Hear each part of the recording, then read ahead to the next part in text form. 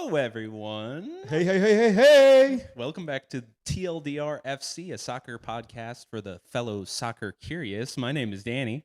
I'm Casillas. And Casillas, I got a question for you. Yeah.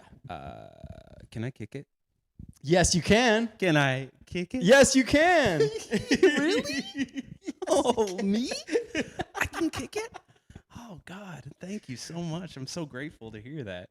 Well, listen, the World Cup just started. Dude, it's been so much fun. Yeah, It's been so much fun. How are you enjoying the Mundial? Oh my God, it's been a whirlwind. I love stuff like this. I've loved it in the past, like Olympics, or really, I think the Olympics is the only thing that you can like kind of compare. Yeah. If there's like a worldwide spectacle, so like the Winter and Summer Olympics, I love when there's just something on constantly, and you Right. just see all these Oh my different gosh. stories back to back. Yeah. And this is my first time that I've really like I've paid attention to like scores of World Cups before, yeah. but Like, I you haven't knew it really was happening. Yeah, exactly. Yeah, I haven't really like dove into all the stories and the players and stuff like that. And by God, like this has been a blast. Yeah. I'm having so much fun. Oh, dude, it's been the coolest. And like we probably jump right in of the like games recap, but Oh if my I could God, I could give you my kind of breakdown of day one for Sure. me, and I think that'll be a good Please segue do, into yeah. because the first game, as you know, was Mexico versus South Africa. Yeah. And it was in Mexico, in the Ciudad de Mexico, Mexico City, and I was just super hyped. I had the day off. Yes. Yeah, so yes. it already kind of worked out great for me that I was like, okay, perfect. My whole day is just this event is the thing of my day. Yeah. Which was nice. My fiance had to go into work. She sometimes can work from home. Hi, Brenda. Sure. She sometimes has to go into the office, and this Thursday, unfortunately, she has to go into the office. So I'm like, They should have known it was like a national holiday. Right, seriously. It was funny because on the lead up of the week, she was telling me that like with her coworkers and stuff, some of them were like, "Oh, Thursday is this like thing or whatever," and some of her coworkers like, "It's also day one of the World Cup." Yeah, right. They knew. Yeah. But like that's the thing. It's like it touches everybody. Sure. Like people are so excited. So she had to go to work, but I was home. I picked up, made sure everything was put away. I basically, at the time of the game, I wanted to have to do nothing. I took the dog for a walk right before we came back, and there was just the opening ceremonies, J Balvin, Shakira, Maná. Oh my God. If Mexicans know, Maná is like, they're like the Mexican Beatles. They're so good, and they were the first band. I didn't realize I was like, oh, they're sick. Love They're great, Maná. but I yeah. remember every Saturday morning hearing my grandma play Maná while we had to clean Really? the house. It was so cool to see them, and for them to be the first one. And like you got to watch it back. Everyone in that stadium is just singing along. It was great. Yeah, and then J Balvin, Shakira. I saw a thing. Shakira has now been to like more World Cups than Pele. So that's great. She really is like it's kind of funny how unifying I feel like she is, especially sure. the fact that like looking back, the most famous World Cup song of all time, at least in our generation, is Waka Waka, and still goes. How that was held in South Africa, which she does not have any affiliation whatsoever. And so it's like the idea that she's able to like cross oceans and boundaries. I don't know if this is like hyperbolic, but I feel like she's becoming like symbolic with soccer. Yeah, like it's kind of like Mariah Carey with Christmas. Like it's like whenever like, you see like every time World Cup is gonna come around, you're gonna hear like a something like that. And it's whereas like World is that Shakira? Yeah, she's coming. She's here. Like no, she feels the presence. Yeah. So that was awesome, and it was funny. I was just. It was like I was there, like I was on my phone taking videos, but it was because I was gonna send them to Brenda. For sure, yeah. for But I was sure, like, this is just so funny because I'm just like recording, like I'm As there, if you're at and, like a live. Yeah, but I was just so happy. And it was so cool to see like they had folklorico dancers. Oh, yeah. Like the crowd was amazing. Everyone was so excited. And then it was so funny because we watched the game separate. You also had to work. But you had it. I was Gen Z, triple screening it. Yeah, there we go. Yeah, the right way to do it. Yeah, yeah. And then I also had Subway Surfers on the side. Yeah, just to keep the attention. Yeah, of course, because soccer's so boring. No, not here. Not this one. Not this game TLDR, especially. No, yeah. This game was. But so then I like. finished the watching that. I made myself something to eat, but then I was like, the dog. Me and Brenda have a husky. She's gonna bother me. Best dog in the world. Oh, she's so sweet. One of the best dogs. It's sacrilege because I also have a family dog. Right. And I don't have two, and I don't want them to hear it. They listen. I know that they've been listening. They're active listeners to the podcast. Rain is one of the best dogs in the world. Thank you for I'll that. just say that. Yeah. I need to cover all my bases. Anyway. Good call. But so I was like, all right, I have a good 15 minutes before game time. Mm-hmm. Let's go now. You have to like use the bathroom, do what you ever do, because for the next 2 hours you're not bothering me. Absolutely. And we're walking, and you texted me the like walkout to the Bulls music. Oh my god! And I completely missed it. I was so mad. I was literally just thinking of you too, especially because Casillas is also a very big basketball fan. Love basketball. Obviously, being from Chicago, it's like kind of hard not to feel tied up to it, even if you don't really follow it that religiously. Sure. But once you started hearing "Serious" from the Alan Parsons project, Alan Parsons, right? Yeah. That song, that iconic Bulls song entrance for Mexico, I was like, I saw it later after the fact, but I'm like, oh, I would have got chills. It was made in a lab moment. for you. Yeah. Like, it was and that's why incredible. you were like, when you sent that, I was like, what is going on? And then I see later, I was like, how? And it was the best too. It's like, it's the best hype up song. And so I like that they didn't try to do anything different. They were like, you know what, let's pull from one of the best out there, or the best. Right. Oh my God. It was, I saw it later, but I wish I'd seen that in the moment, but made it in time for the game. And it was a good one. I mean, it was eventful. It was eventful. And then it was like, it was dull. And then it was eventful. And then it was dull. Like it was a weird back and forth. Yeah. And eventful, not even in like the gameplay, but like in just like what was going on, the drama. Right. That ensued. And that's kind of my, like, I don't know how to feel, because it's obvious. So we could get into the game's recap now. Mexico won the game 2-0 against South Africa,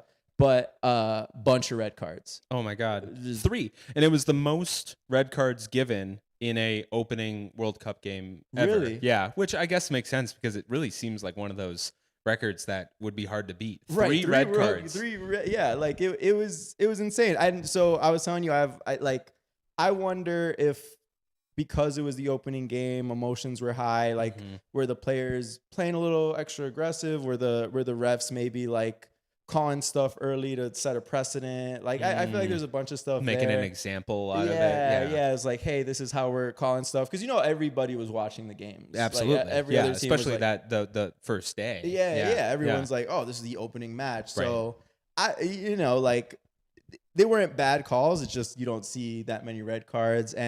And that's the thing too, of like, you put it in the notes here that like, is Mexico good or is South Africa bad? Because South Africa got a red card pretty early, and then they scored, and Mexico scored, and then they got another red card. Mexico scores again, but now they're down 2 players. And then at the end, Mexico gets a red card, who like maybe to make things more even as well, or whatever. But it was just kind of like, it didn't leave me, obviously I'm like, happy, and we'll get more into like some other stuff with that game that made me happy with it, but it didn't leave me as like, oh, is Mexico a contender? It just left me kind of like, okay, we're almost in the same spot, but at least we got 3 points. Yeah, absolutely. I think that, I mean, like, it's overall like you won, and so like there's not much to be too mad about, and I don't think anyone's gonna like argue with the fact that like Mexico was the better team. But it was a little odd. I will say too, one of the things that I found interesting, and I wonder if you can speak on this any more than I can with my unfamiliarity with the fans of Mexico, that once there was the initial red card and about like 10 minutes of play had passed, some of the fans started booing the team. And it seemed like they were expecting them to capitalize on it more than they had, I mean, 100%. And it was interesting to see, especially in a opening game in Mexico, I was surprised to see how quickly it was like, no, come on, keep going, or whatever. Because like, I totally get that feeling, but it was just, I don't know, it was just kind of odd to me. No, yeah, I think probably I can only speak for myself and kind of like the things that I've seen in terms of like Mexico Instagram posts or people talking about it and stuff, and kind of like what was expected and what was seen was kind of like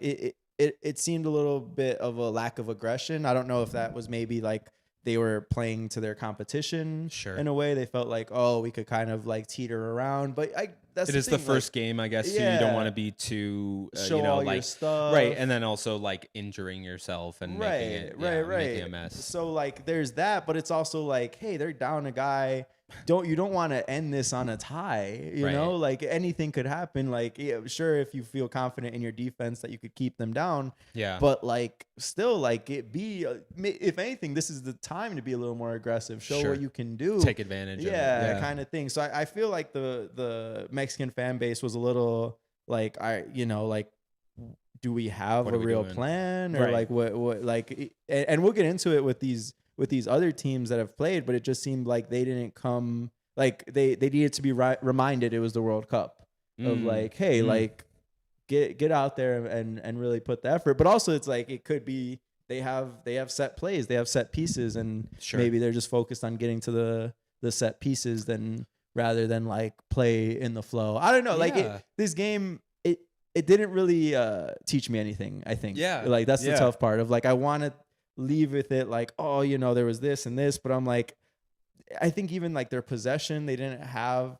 as much possession as you would think when you're playing against a team that has 2 less players. Because at that point, like, you know, just hold on to it. You should have more of the possession. But if anything, South Africa, and who knows, maybe like you lose a guy, now your guys are like, hey, all right, full out this whole time because we have to. But they almost seemed like the more aggressive team. It just was, they were down guys. So I don't know. It didn't like, I obviously don't feel bad because we won, but I'm like, our next game is South Korea, and I think that is going to be a real test. Oh yeah, so. Yeah, definitely, especially with how they looked against Czechia, which, you know, it took a little bit of time for them to kind of fall into place, but with that game later in the day, South Korea faced Czechia 2-1 was the final score. South Korea won. Good job, Korea. It was ultimately, I think, as I said before, it was like kind of a game of 2 halves where like the first half was Czechia. It wasn't full-blown domination, but it definitely seemed like things were going in their favor. They went up 1-0, and then South Korea comes back with 2 unanswered points and goals rather. And they seem more locked in by the second half. And that was a game. So like eventually Brenda comes home. Now we have to walk the dog again. Chechia's up 1-0 at half. I did get to watch the first half, and then we're like, okay, let's go walk the dog, come back. South Korea has now taken a 2-1 lead. And I was like, okay, cool. That's awesome. Yeah, like, all right, cool, whatever. But good goals. They were awesome. I just I don't want to lie to the audience and be like, I was locked in the entire time. Like, I saw these goals later. I think our audience is Brenda. Right. And so she knows. So, she knows. She knows. Yeah. You know, we can't get anything past you. Yeah. Well, before we move on, where did they play this game? They played this at, remind me again, it was... it was the home of the Chivas. Oh, and look at you with the Chivas shirt on. You want to guess where I got this? Pilsen. No, like the store. Oh, no, where? Ross. No way. Dude. Ross has the greatest soccer stuff out there. I love Ross. TLDR, I'm going to say this when our audience is incredibly small. Yeah. Just so that we don't end up like gentrifying Ross. Ross is like the best place to get soccer stuff. They've got so many things. Ross is I hope we get big enough that Ross sponsors us. I don't know if they sponsor anything, but I would love to be sponsored by Ross. Let's plant this flag now that we love Ross, and we're going to shout out Ross every chance we get. Yes, if you want a good panic attack, but like the best deals out there, go to Ross. It's the best place to get some soccer Ross stuff. During the holiday season is like the scariest place I've ever been in my life. It is, but it's a beautiful place nonetheless. Yeah. You think they got Ross in Canada? You know, that's a good question. But you know what they do have in Canada? They have ties. They do have ties in Canada. They have ties. Canada versus Bosnia and Herzegovina. Herzegovina, I believe it is. Gauvina? Both times you said it sounded great. You know, but B&H, as I like to call them. You know, it was the first point that Canada ever earned in a World Cup competition. Did you know that? Okay. Well, last week when we talked about, or 2 weeks ago, that they had never won. They had never gotten a point. They had gotten a goal before, but they had. That's right. Okay, you're right. I'm not even listening to our own stuff. Yeah, but it was cool to see. They were behind B&H Mhm. for a good chunk of the game, but then they came back. Um, Well, they were uh, just sick of not having points. They that's had right. had goals, but they had lost all of their games before, and they're like, let's Let's finally get get a a point. tie. Yeah, Let's finally get a tie. We've never had a absolutely. point. Let's get this point Let's now. get it. Yeah. Yeah. And they looked good. Yeah. I don't know if anybody from Canada is like expecting them to make a really long, deep run in this, but it Sure. was, I mean, it's an improvement. And I feel like, coming Is it? from, well, I mean, they got a point. Yeah. That's what I'm getting at. It's Yeah, like they should probably be held to a higher standard. I think but I was when the disappointed. bar is on the floor, it's like kind of hard to argue with. Like, Yeah. yeah, I think that they could have won it. Like I think what's nice about doing this is that we're learning more stuff, and I feel like when we learned about Canada the last time when we did our like kind of Canada history, I was like, okay, this seems like I think especially when you went through their roster and Sure. how many guys they had that seemed like dudes, yeah, they do. that I was Yeah. like, okay, and obviously we haven't gotten to B&H yet, Bosnia and Herzegovina. You said it better than me. Yeah, B&H. B&H. So I'm like, maybe once we do the research on them, I'll realize like, oh, okay, their team is better than I thought. Sure. I just thought with this game, Canada could show maybe something more than they did, and now I'm left a little like, oh, okay, maybe Canada is in the same place they've been. Yeah, that's a good point. Yeah. There was some interesting drama going on with the coach of Canada, who himself, I believe, is American, and he was being asked something along the lines of like, about like, does it feel weird to be listening or singing the Canadian anthem when you yourself are American, for the I think games I and did stuff. see something of this. And not only did he like talk about how he's like, oh, I feel like you should do it every single time, but he also was like ripping on the USA players for they not were like, singing. they don't sing. Yeah, which I like. I have a few thoughts on that. Please. Not any hard opinions on it, but it seems a little bit of a bizarre hill to die on. Oh, for sure. Also, I grew up thinking that it was actually kind of like unkosher to like sing the national anthem while it was going on. Like you stand there silently. Yeah, or whatever, especially at like an event where Right. someone is singing That's it with what a I thought, too. microphone and Yes, stuff. You don't exactly. want to throw them Yeah. off. Yeah. So I was like, that's such a strange precedent to argue for when like I know of and this is coming from someone who's not very patriotic to begin with, but it was just like such a Except around the strange World thing.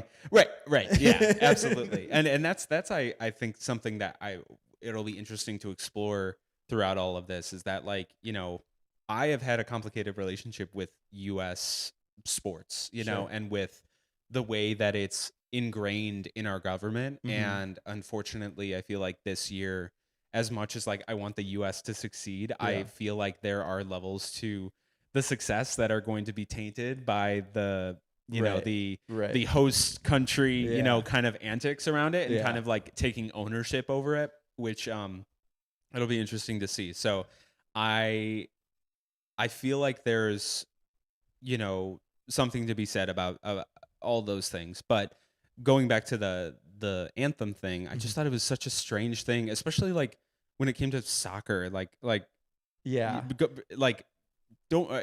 He's clearly thinking so much about the U.S. Right, yeah. It was kind of weird. It was like, I don't even know who you are. It was just even you weird. say that, I didn't even know he was. Because I did see that because they asked Clint Dempsey and he had some choice words to say. Yeah, he was that cool, and I think he had a good, not exactly like, but at least his stance on it was that when it was game time and that was happening, he was standing, he had hand to his heart, but he's like praying to God, he's doing his like manifestations and things like that, and yeah, I'm like, there's probably a bunch of guys on the teams like, this is my opportunity. The game's about to start. I'm hearing the national anthem. I don't want to sing. I want to lock into the game. Right. So it is kind of a weird hill to die on, like you're saying, because like, hey, maybe your guys are just super locked in. I also think back to when I was in like grammar school, and I don't know if you had this, but like sometimes there would be the kid that just is singing extra loud.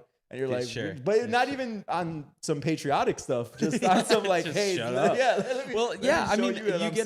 you get a professional singer, and like that's the thing is like a lot of these countries, they I think it seems, at least based on all the games that I've watched, it almost is expected for you to sing along with your Sure. anthem or whatever it might be, and that's super fine too. It's just kind of weird to hold it to that standard. And then I think about like when you come up with an argument for that, my mind goes to like, you know, Carolina Hurricanes just won the Stanley Cup. Yeah. They are known for whenever it gets to the Rockets red glare, like in the anthem, for them to yell red, like to go along with it. Yeah, which is fun. Whatever.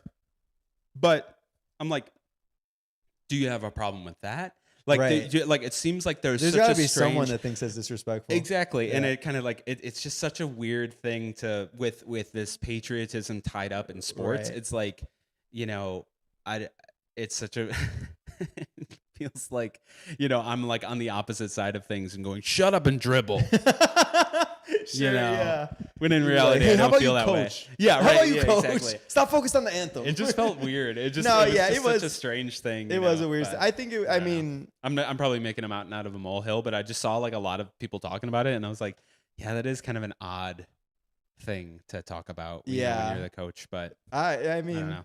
Hey. Maybe we should be Switzerland in this and just like not have an opinion about it. That was good. Thank you. I like that. That was smooth. that was a good one. I was thinking about a way to transition. That was beautiful. Speaking of Switzerland, yeah, I've got a game for you. Okay, what did Switzerland do? Someone's calling me right now. Oh wow, this is a spam number, 216 number, wherever that's from. They should know better. Do they not know 7:30, 8:30? That's TLDR FC time. They don't realize that we're live. Yeah. How foolish of them. Anything can happen live. That's right. So, it did. Yeah. So what happened with Switzerland? How did they do? Yeah, so they scored a penalty early on. Yeah. And it kind of felt like, well, that's probably the start of, you know, this, because Switzerland was coming in with a pretty good team, and Qatar was they I don't believe had even they had never even scored a point in the World Cup before competition, and they had, in the last time in 2022 they hosted, and they didn't win any of their games. They lost all three. I think of that their was games. the only time they'd ever made it. Been in it? Yeah, really? Because I mean, because of the qualification thing. Because they're hosting and stuff. If you host, then you automatically qualify. So if you're awarded the ability to host, rather, that is you're automatically one of the. Right. Now it's 48 teams. But and also because of, I think the expansion might have been a reason that they got in this time too. You know? Sure. Yeah. It was surprising to me. We talked about it, that I was, I expected more from the Swiss. Yeah. And because nothing really ended up happening, and then so it was 1-0 the entire game, and then in the 94th minute, Qatar equalized. Yeah. And it was a 1-1 tie, and they earned their first point in World Cup play ever. Right. And that's just beautiful to score at the 94th minute and just to like stay alive in this way. I love that. And this country. And I think we could probably get into it now. I was going to say it later, but I think it's just going to be still relevant throughout. I like, and this is also kind of like, oh wow, what great analysis. But it just feels like every country is really, really here for this World Cup. Yeah. If that makes sense. And I think that was kind of my thing with, now in hindsight, with Mexico. Because even right after the game of Mexico, they won 2-0. I'm like, cool, awesome, heck yeah. But then seeing all these other games, seeing Qatar, who people think are going to do nothing. We'll talk about Cape Verde later. These other teams that are smaller. And now because there's this expansion of teams in the World Cup, I feel like there was a lot of criticism of like, oh, we're going to get these blowouts and this and that, which there also was. Sure. But I feel like to have these like kind of ties or these 1-0, basically like these smaller countries, like, no, we're here and we're going to put it all out there. Right. And it's just so cool to see. And this was an example, the same, where it's like everyone and maybe even the Swiss, once they get that one goal, but even to just get that goal on a penalty, right? You're not really like, I mean, they were obviously trying to score, but it seemed like they were kind of foot off the gas. Like, okay, we're up now. It's not like we're going to let Qatar score, and then they score. And then they let them score. Yeah. And then it's like, oh wow, now instead of 3 points, you're in a 1 point place you're in the tied with bracket. them. Yeah. You're like, every game matters in the World Cup. So yeah. But it's been really cool to see all these countries that you think are not going to do anything still give it all. And then to see the emotion, Yeah. we're going to talk about fan stuff later, but like to see the emotion of these countries that also hear all the noise of like, hey, your country's not going to do anything. Be happy that you're there. And then you end up tying with Switzerland and you're like, hey, this screw you. Yeah, like we did something. We did something. Exactly. Yeah, all right, we might not win it all, but we did something. We're here. You're gonna remember that we got a point here. Absolutely. Yeah. So. Because at the end of the day, it's who scores the most goals. Right. Like you can go on possession and stats and stuff, and statistically speaking, that's whatever. And like people were even saying that about the NBA championship and NHL and stuff like that. And which, by the way, congrats on your Knicks. Thank you. I'm sorry for Wemby. I love the Knicks, and I'm out on Wemby. Good luck. You're out on him? No, I'll be back next year. Good. But it was it. He was the one who threw the egg at his head. No, I promise. I don't live in New York. Have never been to New York. I just love that team, and I'm happy for them. This is a soccer pod. We don't gotta get into it. I've been crying all weekend because I'm so happy for them. My engineer, my mechanic, Jalen Brunson, is just it's the best. But yeah. But there were a lot of people that were saying, statistically the Cavs won the NBA final, or like the Spurs were heavily favored, or, it's like Spurs have won in terms of like how much they won for 80% more of the games than the Knicks did. Was like, hey, who won at the end? And absolutely. Same thing here with Qatar and Switzerland. It's like, cool, the Swiss won for 94 minutes, but then at the end it was tied. So that's, you got to play the whole 100 minutes, or however many the ref makes you, and until the final whistle. You're not done. So should we have another tie? Another tie. See, you beat me by 2 seconds. That was my segue. I'm sorry. That was so good. It's my bread and butter. I love it. Great minds think alike. Yeah. Cute. Take it away. Another tie. Brazil, Morocco. Very even game, like you said. And this game, I was hyped for. I was really excited. A lot of people were. Yeah, like, because just Brazil, they're your kind of first look at them if you haven't really been seeing them. Neymar didn't play. I don't know if that's a part of me is also wondering what these older players that have got in. I've heard a lot with Portugal, where Portugal has this problem of Ronaldo is Ronaldo. He's like historic, but they have so many good young guys. Sure. It's like, do we even play him? Mexico with Ochoa. Yes, it's this amazing thing. He's been so good in these World Cups. I don't think he'll play at all. I think he is there, unless like our goalkeepers get hurt. But he's just so old, and I kind of wonder if it's the same thing with Neymar, of like they just bring him just to bring him, or is he gonna play? Irrelevant. Like, they have other guys, but people, when they think Brazil, they think Neymar. So just to let you guys know, he didn't play, but it was a good game. I think Morocco perhaps was a little slept on, although they have been good in World Cups past. Like they've showed themselves to be. They have Hakimi, who's really good, and like they have players. So I think the 1-1, it was a tie. Brazil won, Morocco won, and I think it kind of showed the evenness of the teams, although people probably think that Brazil is this powerhouse. And also kind of a similar thing with the Mexico game.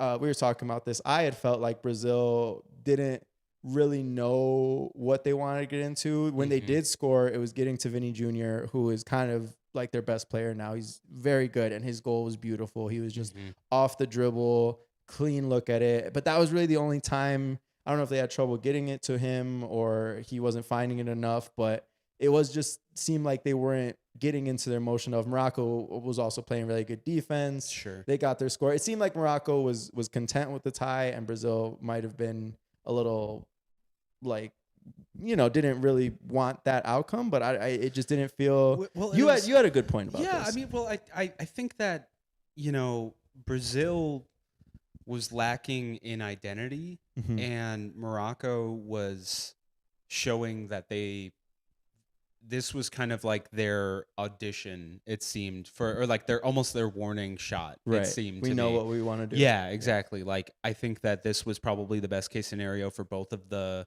teams, so that they can theoretically get 1 and 2 in their group and then move on to the next, round of 32 and see each other again, maybe, or not, however that ends up. Yeah. But they both are really good teams. They both were ranked right next to each other within the FIFA rankings, which those are arbitrary, but it's how the groups are decided. So I think that everybody going into this was really excited for how this game was going to turn out, and I think there were some like flourishes and stuff, but yeah, like Brazil didn't really seem to know, who was in the driver's seat. Right. And well, they you had a good point earlier. We were talking before of like perhaps some of these teams, especially the powerhouses, have so much talent, but maybe lack the cohesion of playing together. Absolutely. Yeah.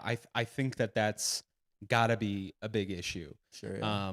And it definitely was for another team that we'll talk about later, but it's so interesting to see how like, certain teams, which ironically, it's even the next one. I didn't even think about this transition, but Haiti and Scotland played against each other, and Haiti's salary grouping. I don't know how you want to basically for the entire team. Right. I believe it was like 120 million euros less than Scotland. Oh wow. And so you think about like the disparity between some of these teams and how they're going toe to toe with each other, and like how talent, or rather, money paying for talent doesn't necessarily mean like it's going to actually end up like with the result that you wanted. Yeah. And so obviously I don't think that anybody is expecting Scotland to come in and dominate just as like many people would perhaps for like Brazil or Argentina or whoever.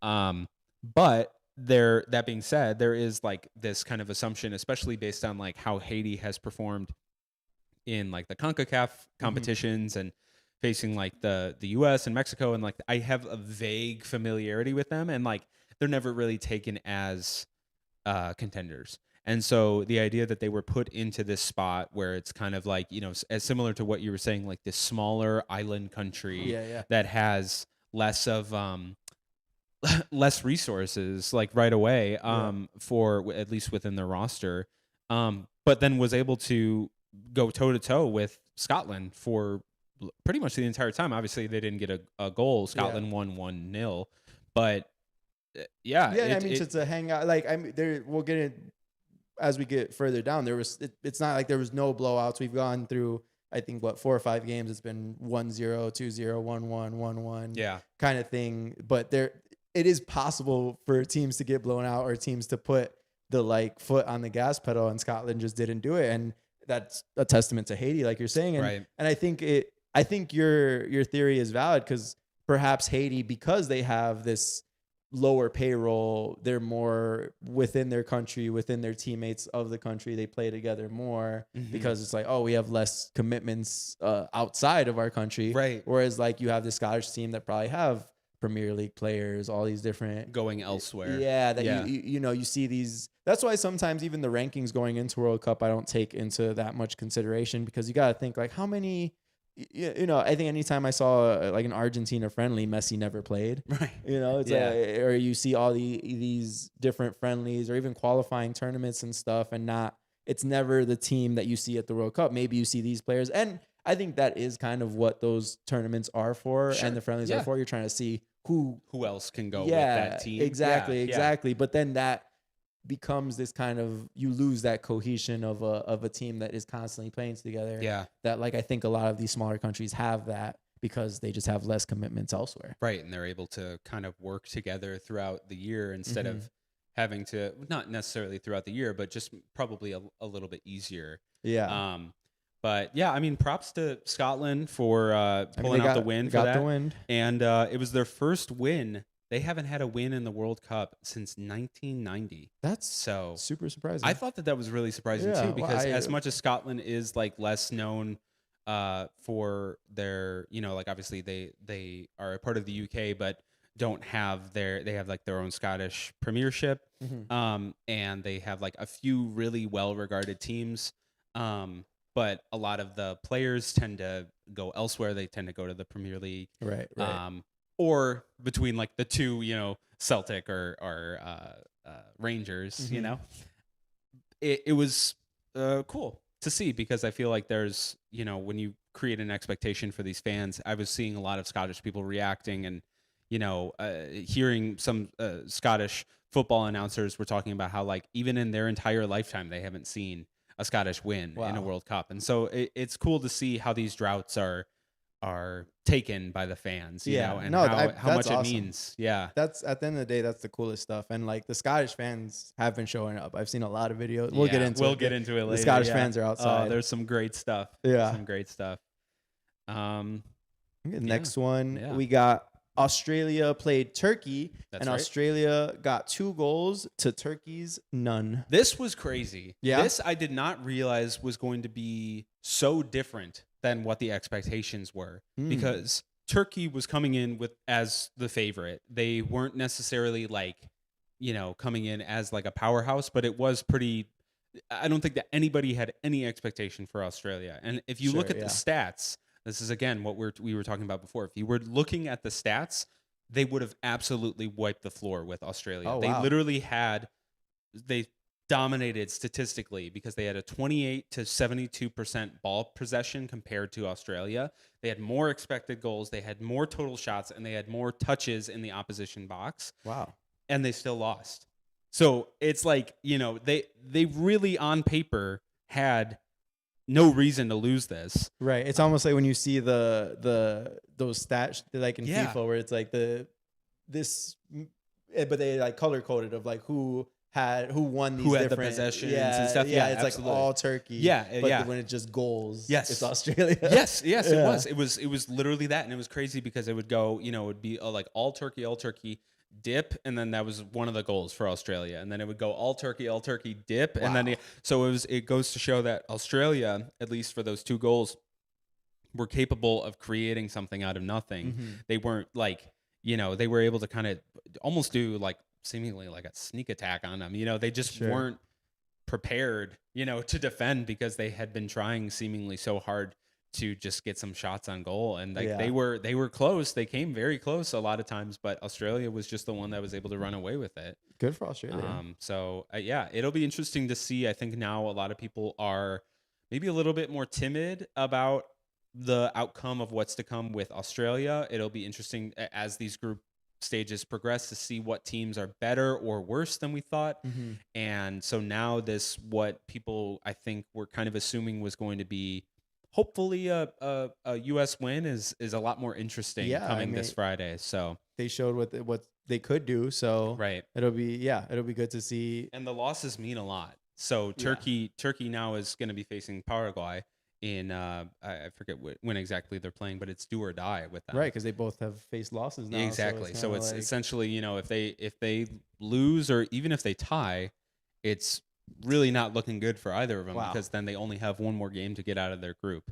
So Turkey is in a much I think a pretty surprising spot. right. I think they went into it thinking this might go differently for Yeah. them, at least from the start. And I mean, a first game can do that to you. Yeah. You know, And I like, think like I said, statistically, they might be the better team, but they didn't win the game. that's I feel like that's So- the interesting part of the first week, especially, and Yeah. leading up is it's all just feeler of like we said at the top, is Mexico good or is South Africa really bad? It's I don't the know. same thing here. Of like, We'll find is out. Australia pretty good, or were they able to attack their moments? And I think there's also this whole other debate going on too of some teams you can tell are very into set pieces. So a set Yes. piece is kind of like the what you do in a dead ball situation. So a corner kick, a free kick, Throw in. the throw in, Yeah. these things of like, oh, we set up hard on what we do here. And I think there's some teams that are too focused on that. Like Yes. perhaps Turkey was a team that they did everything statistically right that they wanted it to do, but it just wouldn't translate in the real game. And Australia was just like, we're just capitalizing off what we get. Right. And I think we're going to see a lot of some teams doing well off set pieces and some teams doing well off improvisation. Yeah. And it'll be interesting to see what kind of wins out, the team that is so refined with the details or a team that, like, I think that was the thing with Brazil. Brazil almost felt like a team that was like, someone will do something, which Vinny did Sure. to get that goal. Sure. But then, They looked aimless. Yeah, Yeah. you don't know what is the next thing we're doing because now someone's not making the move, you know? Yeah. Yeah. So From our perspective, and correct me if I'm wrong, but it did just seem uninspired. It seemed very much like, waiting for someone else to make something happen, and then it just never happened. right. And I think that's also I feel like in a way it's nice that we're not super tapped in because I think we're also speaking for people that, don't know a whole lot about soccer. Obviously, we have been learning more, but Sure. I think going in, like most people, you hear Brazil and the World Cup, you just know that that's synonymous. Brazil has won the most World Cups, as Right. we have learned. So, like, okay, Brazil's playing a World Cup game. They're going to dominate. That's just what they do. And then to come out against Morocco, who, again, also was ranked really well, has done really well in World Cup competition, doesn't have that same kind of history. Mm-hmm. The casual viewers can be like, why didn't Brazil win 5-1? Why did they only Right. tie 1-1? Yeah. So Yeah. I'm glad that we still have that perspective rather than like, well, actually Morocco is really good, Right. but Exactly. it's like, hey, well, the common person thinks Brazil is going to win all these games. So Right. I know. I definitely did. Right. Yeah. Speaking of Brazil. Yeah. Or speaking of a team that might win all of their games. Yeah. Honestly, that's so true. Or also speaking of 7-1. Oh yeah. That's a callback to the 2014 World Cup final. It all ties Germany together. dominated Brazil 7-1 in their hometown. That's still unbelievable Home country, rather. to me. In a Yeah. final, they That's did that. insane. It's Yeah. like, oh. Well, that was also the final score for this latest game with Germany, 7-1 against Curaçao, which That's how you say it. yeah. I've been trying all It's like week. the liquor. Yeah, you know? Curaçao. Okay. Yeah. I've been saying Caracaco. Caracaco. I like that better. So Germany and Curaçao were facing off, and as much as this was a domination, like through and through by Germany, especially in the second half, I don't think anyone was rooting for Germany because Curaçao was so unbelievably likable to see. How did you not like them? Their fans showed up in droves. It was their first World Cup ever, and then it was their first World Cup goal ever. Wow. And so they were equalizing it in I think the 40th minute or so, and they hit it 1-1, and everyone erupted. I thought that they were going to storm the field. It was so remarkable to see. I like that it happened like that rather than Germany's up 4-0 Yes. and then they get the goal. Yes. Even because there's that sliver of hope, and obviously Germany did what they did afterwards, getting six more truthfully, goals. there was a lot of good, I think, to be taken from it. There were a lot of obviously bad, especially in the second half, where Germany was able to just really capitalize on a lot of their kind of, I don't know, their immaturity in this World Cup play. It showed who had been here and who hadn't, you know. But now that Curaçao has been in this scenario, I'm really excited to see if they're able to do anything for some of their other group stages stuff, because truly for the first half of the game, they were really rocking with Germany. Yeah. It was kind of people, there were murmurs. People were like, is this happening? Right, And then obviously it didn't. But it was but Germany beautiful. probably felt that. I think It did seem like it. Yeah, and that's why they maybe put their foot on the gas, unlike some of these other teams that you would assume would just go out and dominate. Right. And I mean, I was loving it. They cut to the coach after the first goal, and he was just sobbing, and I was like, that's beautiful. Oh God, I don't think that anyone took away truly, even after the game, the studio was showing the highlights of Curaçao more than they showed the plenty of highlights that Germany had. So as much as it was very clearly who was the better team, it was such a uplifting moment of the game. I think that's the thing that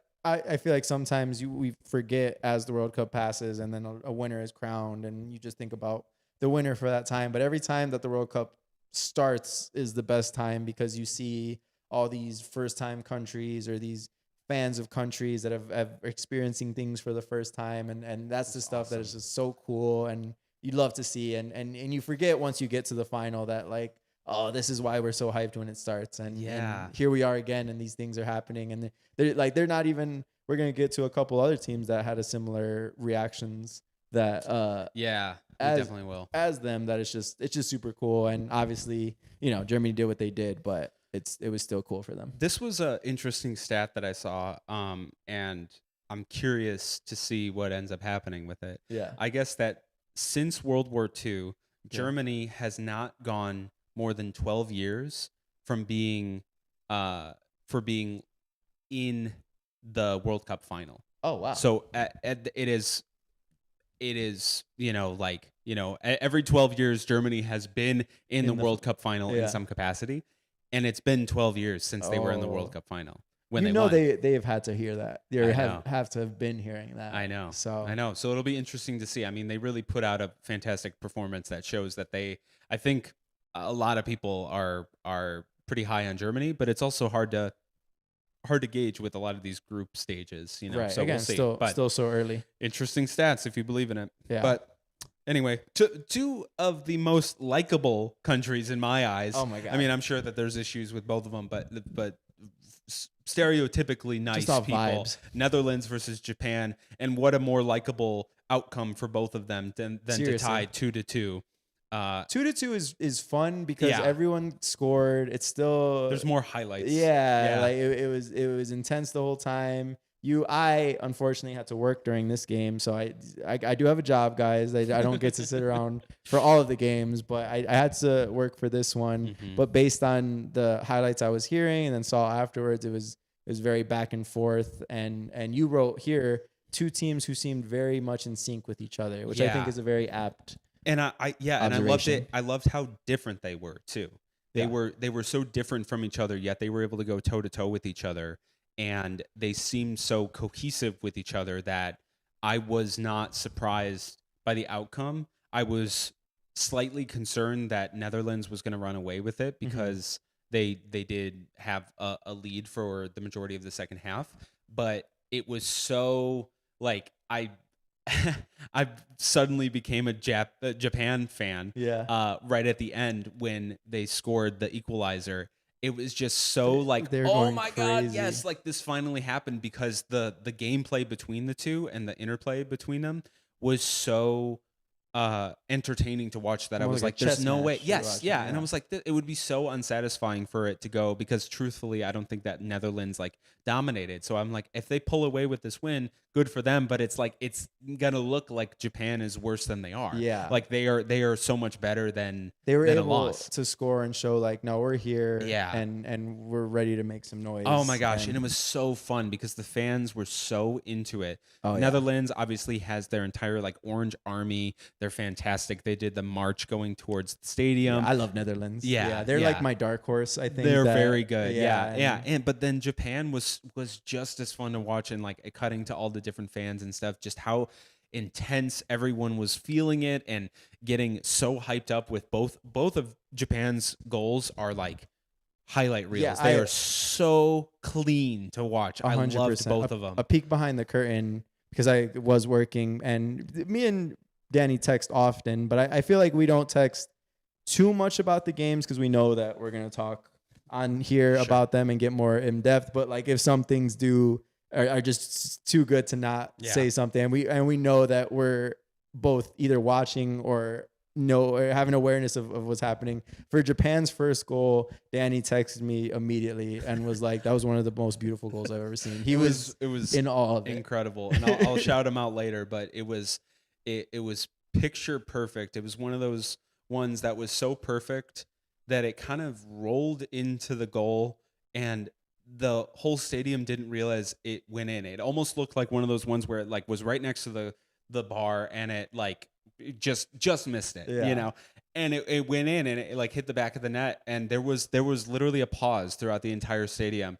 And then of course it was on the Japanese side too, and everyone just erupted all at once they all realized it was this beautiful moment. Dude, so cool. Really cool stuff. I loved how precise it was. And then the other with the header, that one was fantastic because he headed it down and it hit the top of one of his teammates' heads, and it skid off of his head. And so then the goalie was completely unprepared for that angle that it was taking. And so he thought it was going down, but in reality, it was going just straight towards him. And so then he was completely unprepared, and he scored a goal off of that. And it was great. I think it was like at the 89th minute. It was awesome. Like, could not have been better. So truthfully, like, I feel like, Morocco and Brazil was very enjoyable to watch, but this one was my favorite game to watch. I was gonna say I'm still so sad that I missed the whole thing, but just Yeah. based off the highlights, the things that I saw, hearing everything you're saying about it afterwards, it kind of sounds like this has been the best game so far. It seems like it. Yeah. I mean, I think that both of these teams are better than they are currently getting credit for. I think that the Netherlands is always in the conversation. I'm surprised that people are not as high on Japan because they really, as I said, like they didn't have the same type of play as the Netherlands, but it was still very clear that they had a team, and a clear identity, and that was just so exciting to see. So it kind of makes sense because it seems like these are probably like I was gonna say that for the last game, Germany versus Curaçao is like, all right, like you really guys put Curaçao up for the slaughter there. Right. Whereas like this seemed like a both evenly matched and how it played out. I guess Brazil and Morocco to a certain extent as well, but Brazil has the history on its side. And I guess in a way Netherlands too, but not as much. Yeah. And like Japan has its own history that for just top to bottom, this being their first game and it going how it went, it's just perfect. It was great. It was exactly how it had to go. Yeah. Next one, not as exciting, but still a win for the Ivory Coast. They beat Ecuador 1-0. Yeah, Ecuador, the Ecuadorian fans completely outnumbered, at least based on who was wearing yellow, which was pretty clear. Sure, yeah. They completely outnumbered Ivory Coast.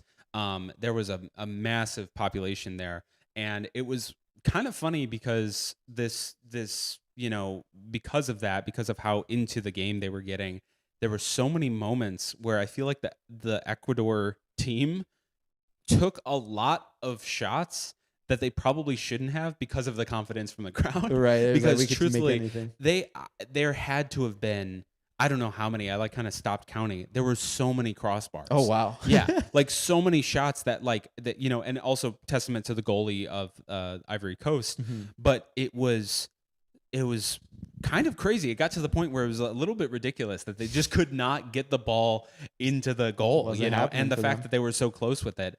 And then right away after a substitution near, I think, was it at the 90th minute? Yeah, it was at the 90th minute. Ivory Coast was able to get finally a goal right at the very end. A lot of stoppage time goals. I feel like it's really honestly, yeah, you're right. I mean, that's the thing that I was kind of saying earlier. I feel like all these countries are here for it, or just like, no, we're here. Like, let's put it all out. Let's just do it. There. Yeah. There's still time. Yeah, it's been awesome to see because so many times you see games where you're down, it's the 90th minute. They ref gives you 5 minutes and you just kind of conceded of like, okay, well, we didn't get this one. Right. But it doesn't feel like that. Like even if it doesn't happen, I still feel like these countries are like, well, until the final whistle blows, we're putting it all out there. Yeah, it's easy to feel, I'm trying to put myself in their shoes. Mm-hmm. A lot of these countries that are considering like, we have 3 games. We have 3 games to leave it all out on the line. And there's a lot of teams that kind of assume that they're going to just make it. And there's a lot of teams that are like, a lot of people are counting us out. Yeah. So this is literally our only chance. And even if we don't win, like we should at least like go down fighting, Right. And I think that a lot of teams have really surprised people so far. So that'll be fun to watch. One team that was not necessarily that surprising, maybe surprising in how bad they were, which was unfortunate, was Tunisia against Sweden. They lost 5-2-1. Yeah. Sweden 5, Tunisia 1. That's right. This was the one game that I finished work and I was like, cool, there's one more World Cup game. I felt kind of bad. I'm like, oh, this is the one that you get to and see. I was just watching it and I was like, yeah, Sweden just brought the belt and Tunisia just brought the ass.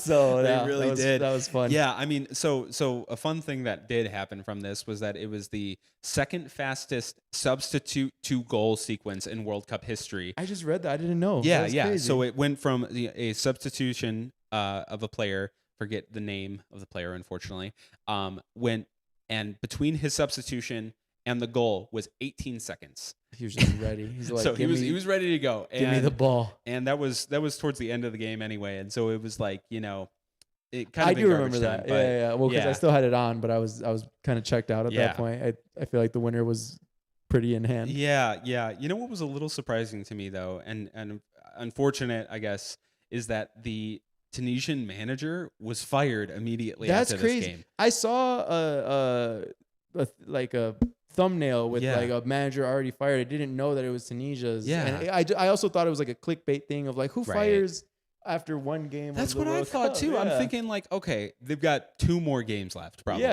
I mean, it's they still lost going that on. bad. Yeah, exactly.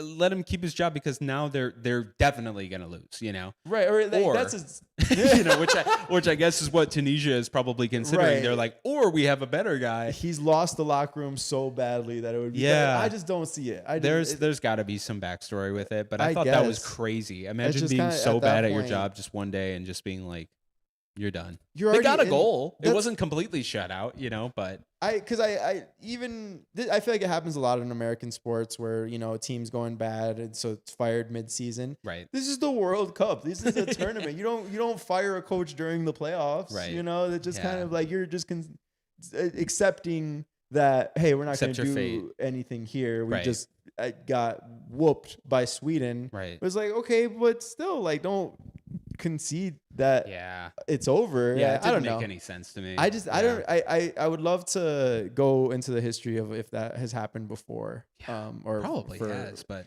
Yeah, it seems just a little seems, excessive. seems so wild to me. Yeah. You know what though? Another surprising outcome. Super surprising. Is super surprising was Spain versus Cape Verde. Now, a lot of people don't even know where Cape Verde is located. Do you know where it might be located? Oh, I knew you were gonna ask. Me. Yeah, I truthfully, and I'm outing myself right here. I did not know. I was surprised. I'm gonna say it's off, like the coast of Africa. Yes, you're right. Off the western coast of Africa. Let's go. This guy, he looked it up on Google. AP Human Geo. That's what that is. But it's a very, very small island nation. Yeah. And they were coming into the World Cup, I believe, for the first time. And Yes, I did. See I that. think it was the 1st time. Never been before. And they're going up against Spain, whom many people were considering as the front runner. Favorites to win. Favorites it all. to win. They've got a really young team. They got some superstars on it. Yeah. If you were to put a bunch of money on Spain to win the World Cup, you wouldn't be looked at like an idiot. Yeah, you would. It probably would not be plus money. You would probably Yes. have to put a good amount Yes. to get anything back. Absolutely. Cape Verde and Spain ended in a tie, 0-0. Crazy. It was unbelievable to watch because as the game kept going on, it just showed that Spain was completely unprepared in Yeah. a similar way to Brazil, but even more so. Right. This team had no cohesion. Yeah. They were dominating the possession, but they were taking shots like almost from midfield. It was, I compared it to like in the majors, a Major League Baseball, when they're swinging for the fences instead of trying to get a base hit. Right. There were so many instances where they're taking these massive shots that are completely off target and then being surprised that Yeah. they're not winning. And not only that, Cape Verde had in my eyes, a remarkable defense. They were able to answer to all of the things that Shut 'em Spain was. out. Yeah, they shut them out. And the speaking of which, too, the goalkeeper, who is 40, by the way, Oh, wow. he's one of the oldest in the 40 league right now, years or in the old. World Cup. Yeah. And he was ready. He had an answer for every single thing, and it was so fun to watch because, like, as similar to Curaçao, everyone that was in the stands was getting so excited as each minute ticked down or ticked up, rather. And that's the beautiful thing about the game is that it can end in 0-0, but it's it's a win in one person's eyes and a loss in another's. Yeah. Exactly. Like Yeah. you could see this from afar of like, okay, so that game sucked. Like, no, that game was special. That game was Yes. special because Spain was supposed to score. Cape Verde wasn't supposed to score, which they didn't, but they didn't let Spain score. Yeah. And I don't think Lamine Yamal played. He's been hurt. He played a little bit. Oh, he did play Yeah, a little he did. bit? Yeah. Oh, okay. Yeah, that was honestly a sign that it showed that Spain didn't know what to do. Right. Because they put him out there, and a lot of people were like, "What is he doing out there?" Like, so that's you super know. surprised. I didn't Yeah. think. Again, I was at work for this game. Sure. So I didn't get to see that, and I thought he didn't play, and I thought maybe like perhaps that was the reason. But now even hearing you say that, it kind of goes with the thing we were saying with Brazil of like there could be a lack of cohesion, or just a belief of like we have some of the best players, so it's just Yeah. through osmosis we're gonna figure this out. Yes, and this even more so than Brazil. They looked utterly unprepared, and I was so surprised by this because everything that I've read about it was like, oh, they're going to make it to the semifinal, and very well, yeah, might be. they still could. They still, I mean, it's a tie. They still got a point from it, right. and they're a lot can change, but wow, how surprising. Yeah, now So no one thought that, I don't they're think. playing from a different spot than they thought they were Absolutely. going to be. Yeah. And just before we started this, there were two more games. One was Belgium versus Egypt, which ended in a 1-1 draw, and Saudi Arabia versus There's a Uruguay, trend here. which ended in a 1-1 draw. Which both of those were pretty similar in a lot of ways, just in Yeah. their kind of, back and forth. One quarter, one half, first half goal, and then the other team second half goal. Yeah. It was very mirrored. Yeah, I love that. I'm happy for Egypt. I love Mo Salah. Yeah. I didn't know this, but you pointed out today is his birthday. Yeah, and he got an assist. Assist on his birthday. That's not much else you can ask for. Yeah, so I mean, good for him. I don't know much more about the Egyptian team. Hopefully, we can learn more. But like, just to know that he was able to get a point on the board. And they were up for the against team. Belgium for the first half. Oh, wow. So that was pretty surprising too. That's awesome. So they were Yeah. able to get away with a tie, and Belgium once they I believe his name is Lukaku. They subbed him in, and it literally immediately it helped make a goal for them. I think it was technically an own goal by Belgium, Meh. Rather Egypt. Yeah. But it was based off of what he was doing, Yeah. making them all flustered. No, yeah.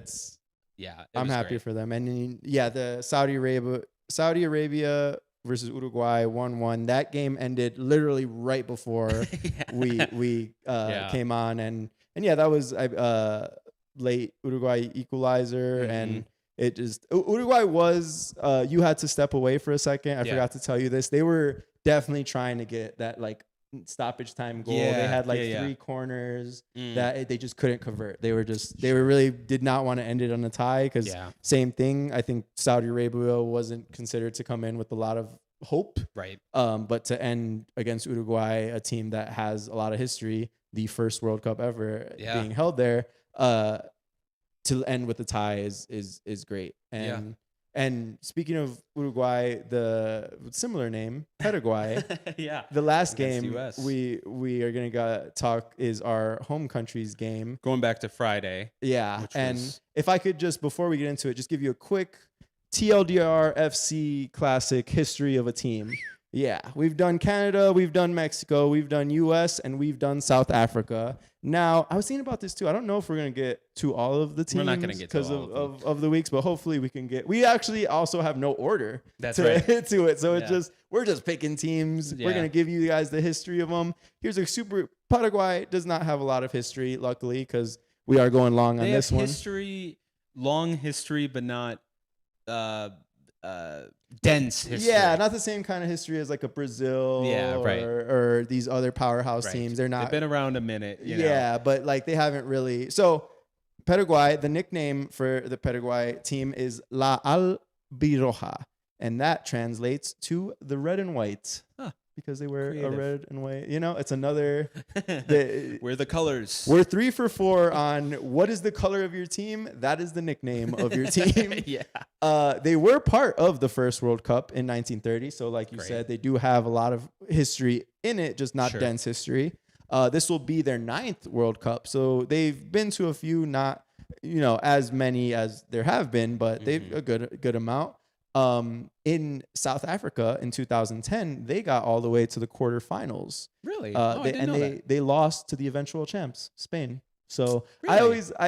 I'm all about the consolation loss. Like if you lose to the eventual champs, I love the see, we could have won it. I'm the same way. I feel the same way. I feel that way about the Bears, the Chicago Bears this past season. Losing to the Rams, who then lost to the Seahawks. It's okay, that satiates that hunger of what could have been it. You probably would have beaten us or whatever. Oh, dude, I do that all the time. Yes, that's so much better. A lot of people don't agree with me. In fact, Ashton doesn't agree with me when it comes to that stuff. You lost. She's like, you should, you should have won. It's better for them to lose too, because then it's I could see both sides, but they don't get the victory. Naturally, my mind just goes with unless you're a rival, then I feel like it's we lost to the champs. We could have been the champs, right? We were right there with them, exactly. Especially if it was a close game. I think that's how I feel too. Yeah, if it was a close game against the eventual champs, it's me we can hang with them. Absolutely. So yeah, I agree. So they made it to the quarterfinals against the eventual champ Spain. Mm-hmm. And that was actually the last time they've been to the tournament, and it was the furthest that they have ever gone. But so since 2010, they haven't been back, but now they are. Mm-hmm. They're Nelson Cuevas. He's also known as Pepino. He is their top scorer. He's had 3 goals. Mm-hmm. Their coach is Gustavo Alfaro, and they are in Group D with the USA, Australia, and Turkey. There we go. They're, like you guys know, I like to do Reddit posts. Their most recent Reddit post at the top is all caps. Someone put, Cabo Verde tiene más alma que nosotros selección, which is essentially saying that Cabo Verde has more heart than them.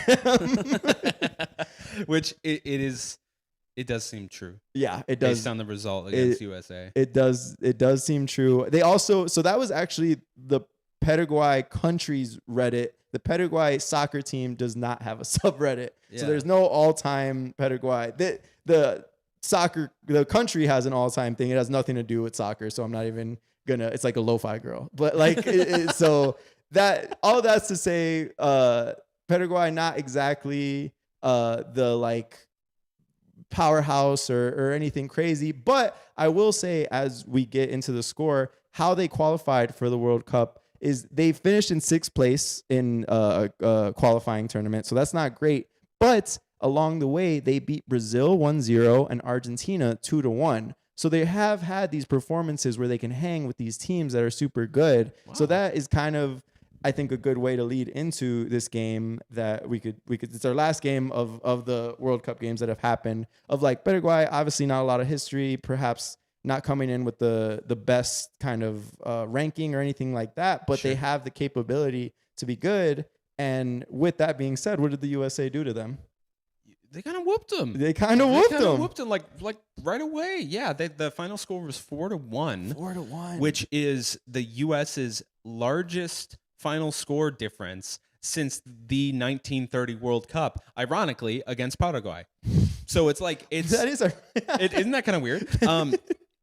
It may seem bizarre for the US to not be seen as like one of the main contenders, coming from like the Olympics, or just like, you know, having our own kind of closed loop sports media and all that. Mm-hmm. So the idea that this, people are saying, is like one of, if not the best US performance in a World Cup like soccer setting ever is pretty remarkable, especially coming in as like the first time really paying attention to everything. I was really thoroughly impressed with everything that I saw. There was so much intensity, and it did not, like, there was not a moment, truthfully, that like I felt like they weren't locked in. Yeah, which was really uplifting to see, because I think that was one of the main concerns going into it, was that are they able to, they can have these little bursts of excitement, but are they able to maintain it? Right. And it seemed like they were able to maintain it, so much so that they ended up in like another, you know, extra time goal. They ended up taking it from 3-1 to 4-1, literally with like probably like 5 seconds left on like the extra time. It's a statement. It's a statement to say like, we're here, we came to play. And it's almost the inverse of my Mexico problem. I was going to say, because you have kind of the same thing with South Africa and Paraguay, of like, okay, you don't know exactly how good they are, what they're going to do, if anything. They both have some good talent, some talent from top flight leagues. Sure. You know, South Africa has our guy from Chicago Fire.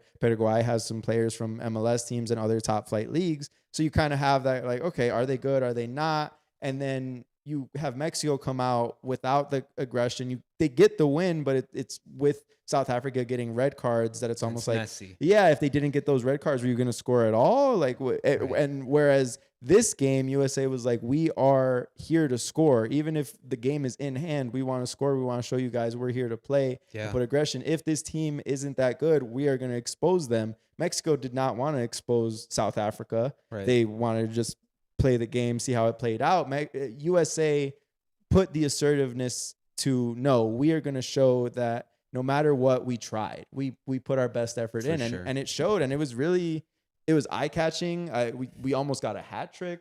Yeah. which was crazy. 2 goals by one player. Yeah, by and Balogun. and it seems like he's ready to get like that. I know that was kind of the noise coming in of like we need a striker and we need someone to go after these goals. And it seems like with this performance, perhaps he's putting the cape on of like, yeah, I'm the guy. That's why you guys brought me here. And it was just very inspiring to see and very exciting. You know, I got the USA cap on. I know I'd be riding for Mexico, but they're both my teams. I'm Mexican American, and I'm.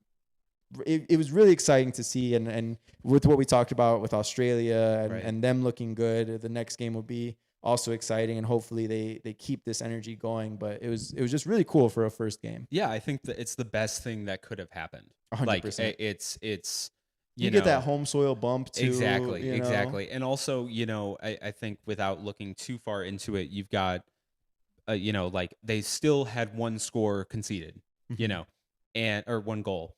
So there's still stuff to like take from it and to work on, because I fear that there's a lot of times where you have a statement win and then you don't have anything to work on. You know, or you feel like you don't, and so then like, you kind of go into exactly, and then you seemingly are shocked that it doesn't go the same exact way in the next game. So I feel like that is, if anything, like a benefit. There's still stuff to work on, which I was so uplifted to see. You know, it was so inspiring to see, because it's like, oh wow, and also based on the reaction from around the, you know, you got to kind of gauge it, and there's plenty of people who are trying to diminish it and say, guys, it's just Paraguay, you know, or whatever, blah blah blah. And I feel like you got to take that with a little bit of a grain of salt, but there is still you know, I think lesser teams would have not beaten them or beaten them by that much. Right. You know, so taking the opportunity to make that statement win, to do it on the home soil, and especially coming in with all the doubts that people had about, you know, Pochettino, like, and all of his, like, kind of baggage that comes with it, the idea that he might be leaving after the World Cup to go to another, like Premier League, coach another team. Yeah, exactly. And so I don't think anyone would have been too surprised if they just didn't have an inspiring performance like they haven't in the past. Right. Yeah. Even if it was just like 2-1, got the win, people would still be happy. But to win like this, it does mean something. I think it shows something. It shows heart, at least. Yeah. It shows heart. Yeah, absolutely. Yeah. Yeah, it was great. You know, and that brings us, in my eyes, to one of my most anticipated sections of our podcast. Dude, we just needed games to get to this. We needed it. Yeah, we needed it. Guys naming dudes. We're the guys, and we're going to name some dudes. We're going to name some dudes. We do it so well off the pod, so we may as well do it on the pod, too. So I have 2 that I want to shout out. I know that you've got 1 to shout out. I'll do mine real quick because I know that you've got some more to say about it. But going back to Japan and their incredible performance in my eyes, one of the guys that I need to shout out is Keito Nakamura. He was the one that hit that first goal that almost looked like it didn't go in. And the one that sent Danny into a spiral of joy. It made me a Japan fan, like, immediately.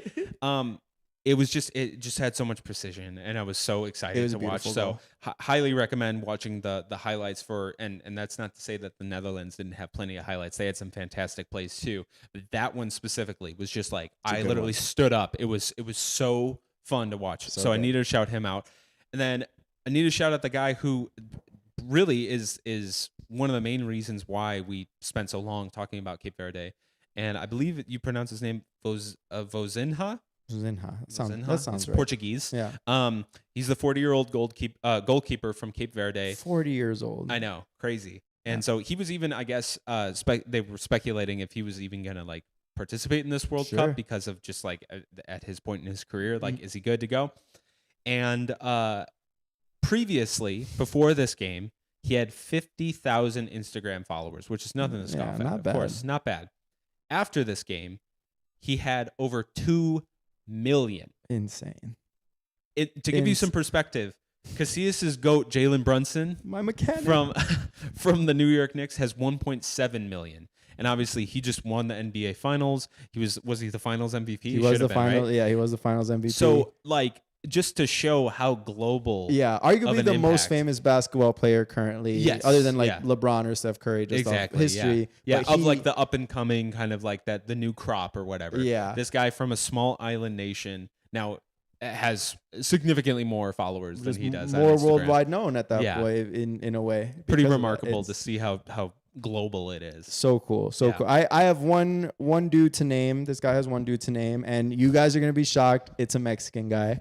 But it's just so cool. It's such a cool story. So last week when we talked about the history of Mexico, I said that probably their top player is Raul Jimenez. He's their striker, 37 years old, really good. And I remember, as I was saying, he plays for Fulham.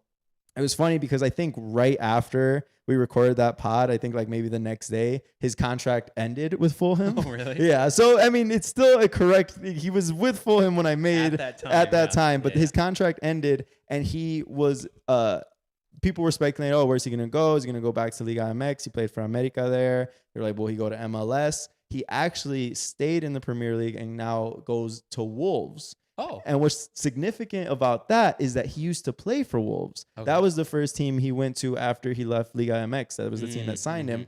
And he suffered a catastrophic head injury. It was like, don't even watch the video. It's so, but he basically goes head to head with another player and just like breaks his skull. And it's so bad. And they think he's almost never going to play soccer again. Yeah. He's able to come back for it, come back for it. He comes back for Wolves, but he's not the same guy. Yeah. And they eventually like, I don't know if they cut him or they just kind of let his contract expire. And it's like, hey, we're not going to bring you back.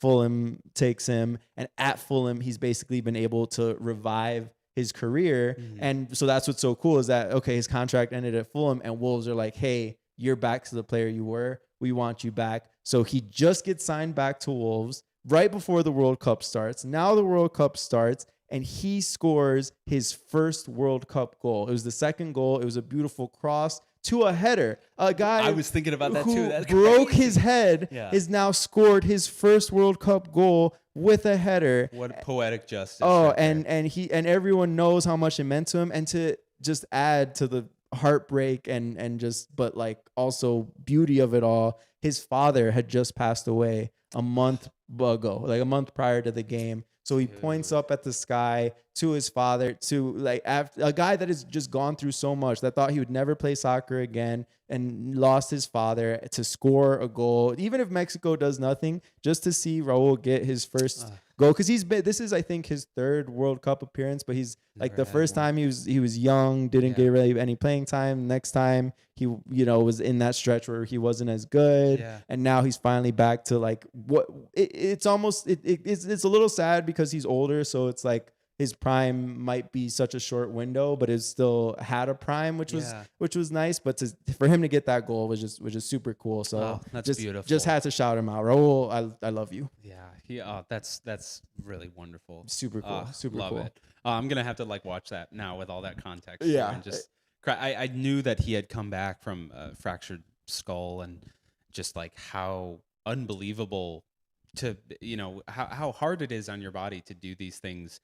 And to do it coming off of an injury, I just don't understand how people are capable of doing that. So really props to him. That's so beautiful. Dude, I'm awesome. hoping that other people knew that context too and are learning it. Yeah. Because it gives it all a new meaning, especially in the first game of the in World Mexico. Cup in Mexico. Like, it was how just, cool. It was all, it's that like that Moneyball thing of like, how can you not be romantic about this stuff, Yeah, right, exactly. It's great. Oh, that's awesome. Well, you know what? We're real quick before we get into some fun stuff, I do need to shout out that there is a lot of stuff outside of the World Cup, soccer-wise. I need to shout out that there are currently talks. We had a special visit from Mr. Polish Man I don't even want in to jinx Chicago. it. I'm probably doing it right now, but Mr. Robert Lewandowski made a special visit to Chicago this weekend, and we are really, really hoping that we have such a great Polish community. We here. sure do. Tell you what, it's the main thing that I want to shout out is how ridiculous some of the antics that Chicago Fire, or at least I think it was Chicago Fire. I don't know if somebody else rented out the billboard. They have rented out billboards around Chicago, and they've put a picture of him up on it. Dude, we want you here. It literally says, "Enjoy your visit, Mr. Robert Lewandowski," and it's like, dude, how ridiculous are we gonna get? Either he's incredibly charmed by that, or he literally was like, screw it, dude, I'm going to the Saudis. That's bizarre. So No. Hopefully it's You'll be a the king former. here. I They'll know. love you here. We would love you here. And he's still, I know he's older, but he's still like coming off Barcelona. He's still so good. And like, fun. he would be great here. And It'd be great. Yeah, it was awesome that he was here. We'll see if he comes. Hopefully. Would love for him. I have faith in this. Tell you what though, we should get into some fun stuff while we wrap up. Obviously, the World Cup being for the world, by the world in many respects, brings a lot of different people from around the world, and there have been some hilarious stories that have come from it. It's been the best stuff. I've loved it. Yeah. I don't know why I didn't even think that this was gonna happen, but I'm like, yeah, it makes so much sense. People are visiting the States and all the stuff that like seems normal to us, but then is like, oh wow, surprising to someone that's not from here. It's so fun to see. So please get into it. We say so frequently the European mind can never comprehend they're comprehending this time. They are. They're trying. They're having a blast, it seems. So I need to point out a few different things. Let's see. I want to make sure that the audio is still working. I think it still is. Yeah, looks like it is. Brenda hasn't said anything, so I think Sweet. I think we're good. I think that we should be good, unless she's just like she's asleep. Right? Yeah. Our voices are so soothing, so it wouldn't be surprising. So we're gonna start off right up here. There we go. There we go. Sweet. Okay, so here we have probably the most famous story from all of this. There's a German tourist named Freddy who is posting all of his stuff to Twitter, and he has been visiting a lot of American icons, one of those being Buc-ee's, and he's having dinner at 1 a.m. You'll notice he got an extra large sweet tea. And they're eating it on a bag of corn. He's taking it all in. He's taking it all in, like more than most even have. And dude, shout out Freddy. I love it. And also, I need to point out too, he's been exploring Georgia, which is a place that I have a lot of family from. Yeah, you spent time. Oh yeah, and he's going down like the Chattahoochee River, which is a small river up near Helen, Georgia, which is like ironically a German town. Oh, kind of kitschy, but like a very fun place to go, and I would go there a lot of summers. And so I have gone down this exact same small little river on the river walk or river tubing, and yeah, and then he checks out Helen itself. Too, it's ridiculous. I feel right at home. I'm That's just what thinking. He said. Yeah, I know. I'm thinking That's I awesome. just never would have thought that actual like Europeans would be visiting this type of place. The next place I need to highlight too is Jameis Winston and Japanese fans. Yeah, Jameis Winston, for those who don't know, a quarterback for the NFL, currently for the Giants, right? Yeah, backup quarterback for the Giants. He's not without controversy, but also one of the funniest, most ridiculous people out there. There's compilations of him out there. You should definitely check out some YouTube. Compilations of like highlights, compilations of him just saying stuff. Yeah, he's hilarious. It's so funny. The idea that he was behind and I guess that Japanese fans are known for cleaning up. Japanese tradition at the World Cup. Also, the players completely clean up their locker room. Yeah, I didn't get a picture of that, but I did see the picture of how they literally folded their laundry. Yeah. They had it all available. Yeah, which I feel like should be the standard, quite honestly. Oh, they're doing it right. But how beautiful to see that not only were the Japanese fans, but also America's own Jameis Winston with the in a Japanese jersey. Yeah, exactly. He knew exactly what he was doing. Just a really funny, and also you'll notice he's got two different bags. One of them is for recycling, and one of them is for garbage. Just the best. I love it. Just I the love best. it. Then I need to point out, so Ecuador, they, as I mentioned, they completely overtook Philly in the stadium and outside, and they put a Ecuador jersey on the Rocky statue. I always thought he was Italian. No, that's Ecuador's finest right there. That is an Ecuadorian man, though. Like, honestly, if you read that, he looks like an Ecuadorian man. He really does. Oh my God. That's like, they saw that and were like, wait a second. They were like, he's one of our own. That's my cousin. We knew it. Yeah. That's great. I love that. Then check this out. So obviously Ireland did not make the World Cup this time around, which was devastating. But they share a flag just in reverse with the Ivory Coast. And so ironically in Edinburgh, Scotland, there is a Irish bar that has jokingly, but then now seriously become an Ivory Coast bar. Gotta root for somebody. Exactly. And so it's been a lot of fun. I have kind of taken it on too because I'm an Ireland fan. I've kind of been rooting for Ivory Coast simply out of just Hey, have some now fun I with am it. too. Yeah, that's beautiful. Let's go Ivory We're just Coast. together. So a lot of other bars seem to be like following suit. So I'm curious to see if there's anything that comes of it. A Guinness for the Ivory Coast. Let's do it. Let's do it. Okay, this is one of my favorite things that we've seen thus far. Okay. The infamous cop slide in Boston, the cop that flew out of the slide.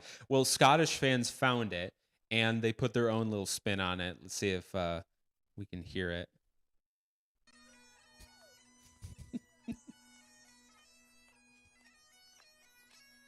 Oh, majestic. Just that's the way to go down. The pipes I think weighed him perfectly to it. Oh. Yeah. That takes talent. You saw how that cop flew down. For him to play while for him to remain composed. Oh, that's good. That's good stuff. That's what it's all about, man. And as I mentioned before, Japan and the Netherlands, they've got some of the best fans out there, it seems, best people in general. So and nice. They took note. You can see a Japanese fan being lifted up by the Orange Army. I love that. It's Everyone's so happy fun. to be there. That's how it should be. Like, Yeah. You know, I know it's a competition. We're all, I guess, technically against each other. We're all happy to be there. Yeah, right, It's the World Cup. Let's have fun. Yeah. Mexico jerseys are everywhere, as you could see in Mexico. This is Brenda's favorite thing. I loved this. She's shown me this duck A little duck. at least 5 times. I love Where him did they too. get that size too? It's like the tiniest little jersey. It's perfect. Yeah. Mexico has embraced him too. Yeah. There's been like cartoons. I think his and- name's Merlin, right? Yeah, something like that. He's great. I love. Yeah, of course. The top Reddit comment is, "My son's duck died several months ago." Okay, you know, I'm sorry for your loss, but it's just kind of funny to This, make it about we yourself. care about this duck now. Yeah. I'm sorry. Listen, you know, if that didn't steal your heart though, Algeria and Algeria has won the hearts of Lawrence, Kansas, where they are currently practicing for their World Cup group stages, and so much so that if you didn't know, Lawrence, Kansas is home to the University of Kansas, and their entire marching band, it seems, or at least a big portion of it, came out to their public practice. They had their Jayhawk coming out to support. That's awesome. It seems like the whole town has completely fallen in love with Algeria, and it's one of the most random I hope that combos out there. sticks. Yeah, it's so beautiful. I love this so much. Like if So- just random. Look Kansas, at this. This is like a pretty, and it's like these guys, these like total frat dudes that look like they probably have no idea, you know, and like some Algerians. yeah, oh yeah, absolutely, definitely some. You gotta give a shout out. But to it's the also just like, Algerians, hey, but- we got the Algerian squad here. Let's go check them out. exactly. That's awesome. That's yeah, great. I realized. I wonder if they can even see that. Yeah. Whoops. Sorry. We were looking at Algerian fans and And Lawrence, Kansas, Kansanites. Look at us. Yeah, it's beautiful. Or like I realized the video became unavailable for those watching, but That's okay. that's what we're looking Our at excitement got through. now. Yeah, it's really beautiful. But tell you what, I need to end it with one that I'm most excited about. Okay. Oh yeah. So the Democratic Republic of the Congo has a fan who stands up the entire game, and he literally holds his same stance the entire game. So everyone is cheering and dancing, and they seem to have like the best fan section, or one of the best out They're there. partying. They're partying like the entire game, and this guy is standing still. That must be the hardest part, to see your country or feel your country behind you just absolutely turning up, Yeah. but you know that you have this determination. It takes conviction. Yeah. It takes conviction, and this guy has it. I am so excited because he's in one of the games that we're going to be watching this next week. Portugal, right? Portugal Yeah. versus DR Congo, and I'm really excited because I've heard, I'm waiting to confirm, but I have heard that the Democratic Republic of the Congo has flown him out, Oh man. and so he will be present I hope so. for the battle That's against Portugal. awesome. So Yeah, I mean, some of the best stuff I've seen too is just people in their home countries just crying, yeah, watching their team, watching at 3 in the Yeah. morning. Yeah, you know? and that Yeah. stuff's awesome. So even if you're not here and you're just supporting, like that's still the coolest. And it's been a great World Cup Yeah. thus far.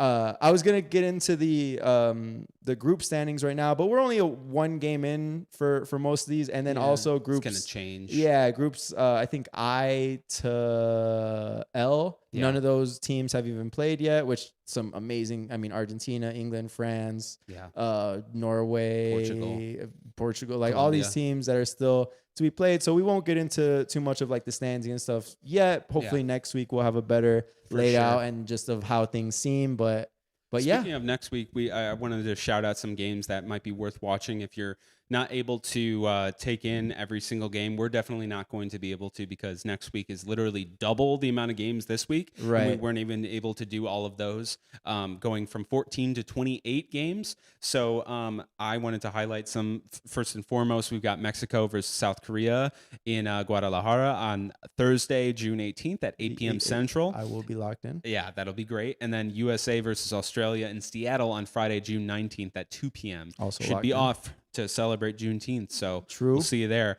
Then we've got some other games that should be good. On Tuesday, we've got France versus Senegal and Argentina versus Kansas's own Algeria.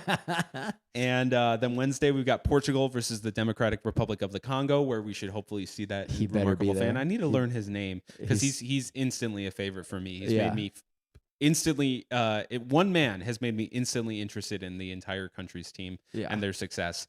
Then England versus Croatia, which should be a good matchup. Yeah. Then Saturday, obviously Thursday and Friday, you're going to be watching Mexico and USA. But Saturday, a good matchup should be Netherlands versus Sweden, based on their both of their performances this past week. And then Sunday, we got some good matches with Belgium versus Iran and Uruguay. Yeah, I want to be thank you, versus Cabo Verde or Cape Verde, who won our hearts today. Yeah. And that hopefully should be, that goalie's still going. That's right. He got to get to 5 million followers at this point. I know, honestly. Yeah, I mean, just to go from 2 million in a day is unbelievable. So shout out to everyone that's watching or listening out there. If you enjoyed any part of this, then please give us a like, a follow, a subscribe, whatever it might be, whatever platform you're on. Comment, but only nice things because we're sensitive. That's so true. Or comment and we'll flag it and we'll get your account banned. Yeah. So those are the two options. Is that how it works? I hope so. Let's try it. Yeah. So thank you so much for listening and or watching. We've been TLDR FC. We hope that you've satiated some of your soccer curiosity.